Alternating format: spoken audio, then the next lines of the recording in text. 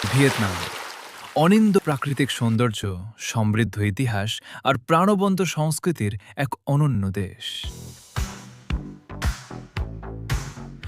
লংবের আকাশছোঁয়া চুনা পাথরের পাহাড় থেকে শুরু করে সাপার ধাপে ধাপে সাজানো সবুজ ধানের ক্ষেত, অ্যাডভেঞ্চার, মানসিক প্রশান্তি আর নতুন সংস্কৃতিকে জানার আগ্রহ নিয়ে যারা ঘুরে বেড়াতে ভালোবাসেন, তাদের জন্য এই দেশ যেন এক স্বর্গরাজ্য। লণ্ঠনের আলোয় মোড়া হইয়ান, রাজকীয় ঐতিহ্যের শহর হিউ, রহস্যময় গুহার রাজ্য ফংনা কেবাং এবং প্রাণচঞ্চল হোচিমিন সিটি, ভিয়েতনামের প্রতিটি স্থানে যেন এক একটি জীবন্ত স্বপ্ন। আর বিশ্ববিখ্যাত ফো, মুচমুচে বানমি ও ঐতিহ্যবাহী এক কফের স্বাদ আপনার ভ্রমণকে করে তুলবে আরও স্মরণীয়। ভিয়েতনামের ল্যান্ডস্কেপ যতটা মনোমুগ্ধকর, এর সংস্কৃতিও ঠিক ততটাই আকর্ষণীয়। এদেশের মানুষের আন্তরিক আতিথেয়তা, গভীর ঐতিহ্য এবং বিশ্ববিখ্যাত খাবার সত্যিই প্রশংসনীয়। এখানকার ঐতিহ্যবাহী উৎসব যেমন চন্দ্র নববর্ষ বা তেতের সময় পুরো শহর আতশবাজি, ড্র্যাগন নাচ আর রঙিন সাজে মেতে ওঠে। ভিয়েতনাম সম্পর্কে আপনি কতটা জানেন? চলুন আপনাদের জন্য একটি মজার ধাঁধা দেওয়া যাক। প্রশ্ন: ভিয়েতনামের কোন খাবারটি বিশ্বের অন্যতম সেরা স্ট্রিট ফুড, রাস্তার খাবার হিসেবে স্বীকৃতি পেয়েছে এবং যা প্রায়শই সকালের নাস্তায় খাওয়া হয়? আপনার উত্তরটি নিচে কমেন্ট করে জানান। ভিয়েতনামে রয়েছে ৩,০০০ কিলোমিটারেরও বেশি দীর্ঘ সমুদ্র উপকূল, যা দক্ষিণ পূর্ব এশিয়ার সবচেয়ে সুন্দর কিছু সৈকত ও দ্বীপের সাক্ষী। আর এগুলো তো কেবল শুরু। ভিয়েতনামের অসংখ্য আশ্চর্যের মাত্র কয়েকটি আপনাদের সামনে তুলে ধরলাম। আপনি কি আমার সাথে এই চমৎকার দেশটি ঘুরে দেখতে প্রস্তুত?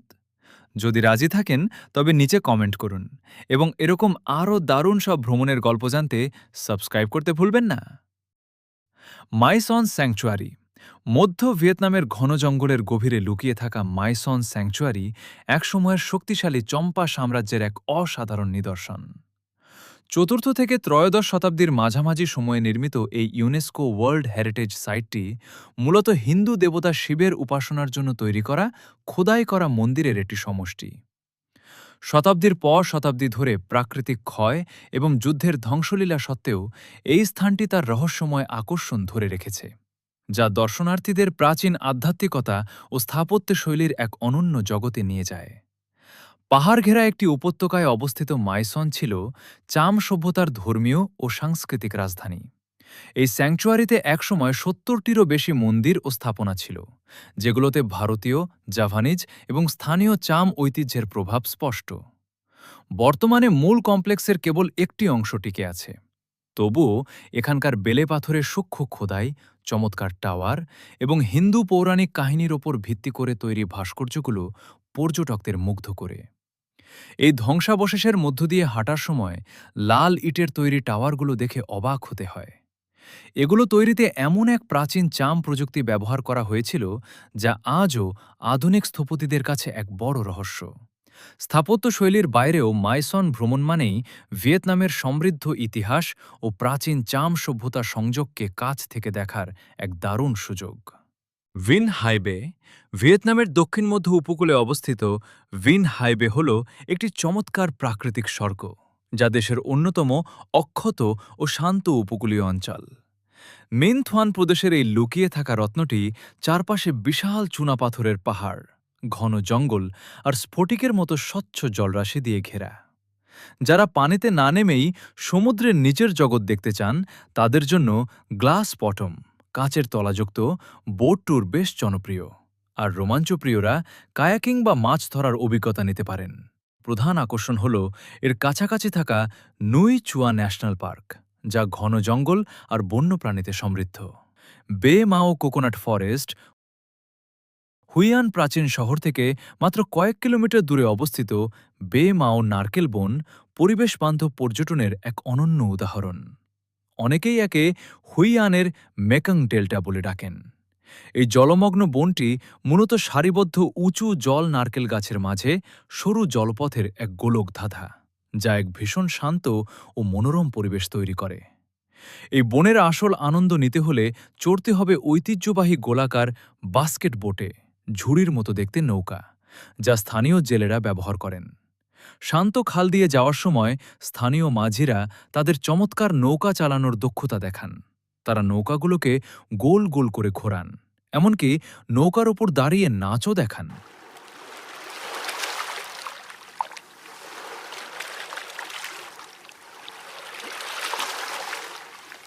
এই সফরটি স্থানীয় জেলে সম্প্রদায়ের দৈনন্দিন জীবনকে খুব কাছ থেকে দেখার সুযোগ করে দেয়, যেখানে গ্রামবাসীরা ঐতিহ্যবাহী জাল ফেলার কৌশল ও কাঁকড়া ধরার পদ্ধতি দেখান। নৌকা ভ্রমণের পাশাপাশি পর্যটকরা বিভিন্ন মজাদার কাজে অংশ নিতে পারেন, যেমন নারকেল পাতা দিয়ে টুপি বা খেলনা তৈরি করা, মাছ ধরার খেলায় অংশ নেওয়া, কিংবা শুধু প্রকৃতির শান্ত পরিবেশ উপভোগ করা। বিনোদনের পাশাপাশি এটি ভিয়েতনামের নদী সংস্কৃতি এবং ম্যানগ্রোভ ইকোসিস্টেমের গুরুত্ব সম্পর্কে জানার এক দারুণ সুযোগ। এবার ভিয়েতনামের আরও কিছু বিখ্যাত স্থাপনা এক নজরে দেখিয়ে আসি।